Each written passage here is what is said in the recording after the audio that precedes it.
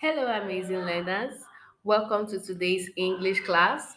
My name is Missy Fine Joseph, and in today's English class, we're going to be looking at an interesting topic titled Synonyms and Antonyms.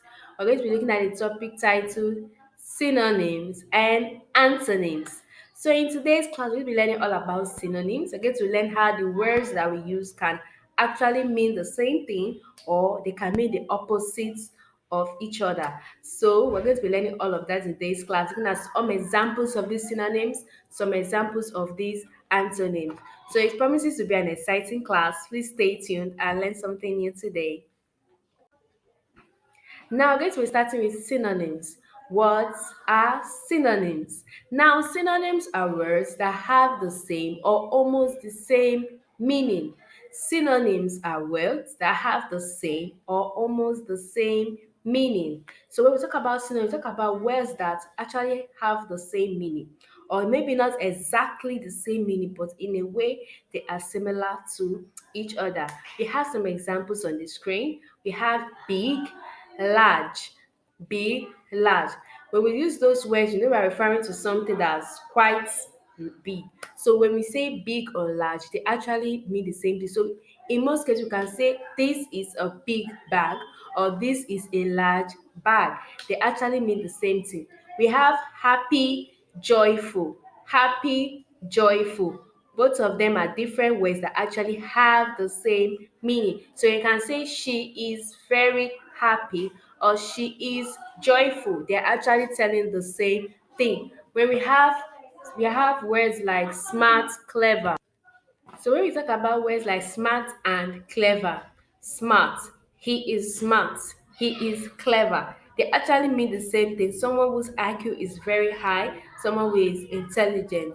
So you can see how smart, clever, two different words but have the same meaning. So in most cases you can use smart, in some cases you can use clever, they still what express the same meaning. So that is another example of synonyms. We have another words like begin, start.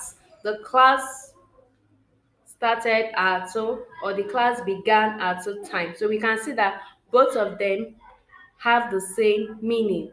Begin, start. So these and many more are examples of what synonyms they have the same meaning or almost the same meaning.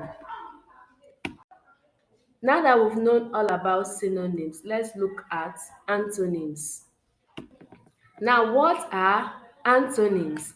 Antonyms are words that have opposite meaning. Antonyms are words that have opposite meaning, that is, they are opposite of each other. We have some example: hot, cold. When something is not hot, then it's what? Cold. We have tall and short. When something is not tall, it is short.